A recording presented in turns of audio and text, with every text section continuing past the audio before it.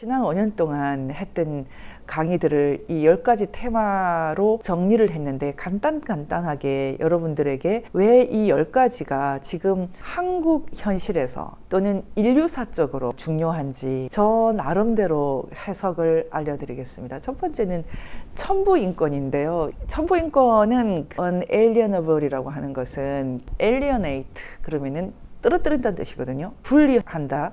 그래서 떨어뜨릴 수 없는 그런 권리라는 것은 그 누구로부터 떨어뜨릴 수 없느냐, 하늘에서 준 권리이기 때문에 하늘과 나를 분리 못 시키니까요. 다른 사람들이 함부로 못 갖고 가는 거죠. 생명권, 내 생명을 유지할 이런 거, 그 살인 함부로 할 수 없지 않습니까? 많은 무신론자나 자유주의자들은 사실상 천부인권이 어딨어 라는 생각을 갖고 있거든요. 그 사람들이 지금 누리고 있는 권리의 근본적인 기초에 대해서 깊이 생각하지 않는 그런 경향이 있죠. 그러다 보니까 벌어지는 무시무시한 전쟁이 있습니다. 사실은 우크라이나 러시아 전쟁 배후에도 이 문제가 들어있고요. 미국 지금 최근에 대부분에서 동성결혼 합법화 통과했는데 이런 문제 배후에는 천부인권에 대한 해석이 있습니다. 최근에는 2020년 미국 선거 배후에도 사실은 이 문제가 있습니다. 트럼프나 폼페이오가 주창한 이 천부인권이 갖고 있는 기독교적 근본주의라고 주장을 하는 사람들이 있거든요. 미국의 건국 정신의 기본이 되고 있는 이 천부인권 개념을 백인 우월주의로 해석을 하면서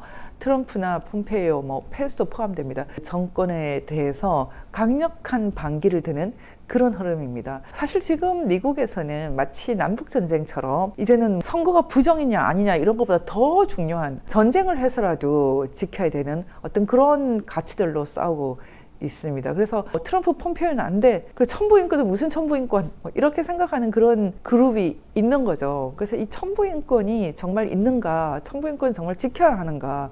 그리고 특히 동성애, 천부인권에 반하는가? 이런 정말 세계적인 질문들을 놓고 이 시대에 많은 갈등을 빚고 있습니다. 이번에도 카타르에서도 월드컵을 할 때 무지개 깃발 같은 걸 갖고 나타나면서 이 월드컵 취재 중 사명한 미국 기자 이건 좀 비극적인데 이분 옷을 보니까 역시 이 카타르에서 무슨 얘기를 하려고 했는지가 보이는데요. 이슬람 국가의 이 동성애 문제를 확산시키려고 하는 그런 흐름들이 이 인류가 직면해 있는 이런 갈등 같은 걸 보여주고 있습니다. 천부인권, 또 좀 더 구체적으로 얘기하면은 1776년 미국의 독립선언서에서 기초된 이 양도할 수 없는 권리, 이것에 기반이 되는 그 성경, 기독교 바이블 어떻게 볼 것인가, 이것이 전 세계적인 갈등의 중심에 있습니다. 지금 바이든 행정부는 1776 건국 정신을 포함해서 이 독립선언서를 불편하게 생각하는 그런 경향이 확실히 있습니다. 근데 이 문제가 사실은 미국에만 연결되어 있는 것이 아니고요. 한국에서 이 자유 문제가 이제 본격화됐는데 사실은 이 천부인권과 자유는 바로 연결되어 있는 개념입니다. 이 천부인권 자유 법칙,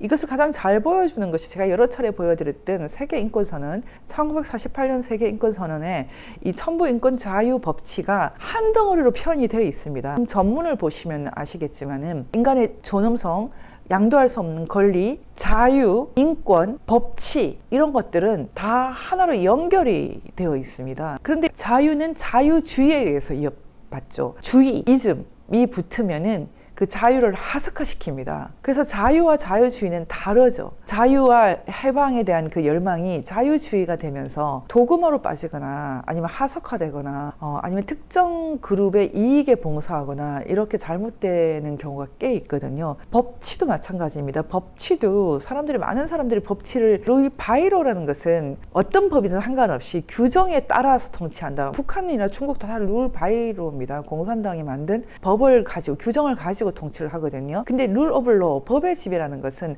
어떤 특정한 인간이 자신의 권리를 독점해서 만인을 이렇게 억압하는 그런 독재가 아니라 만인의 인권 또는 존엄성을 기초로 만들어진 법이 지배하게 한다라는 개념이거든요. 룰 오브 로, 룰 바이 로, 이것은 좀 다른 개념입니다. 탄핵 국면에서 제일 많이 강조했던 것이 국정농단이라는 그런 형법이 없다, 한국에. 그런데 이 형법을 가짜로 특별법으로 만들어서 특별법이 마치 법인 것처럼 이렇게 해서 대통령을 감옥까지 보내는데 그것은 법치가 아니다.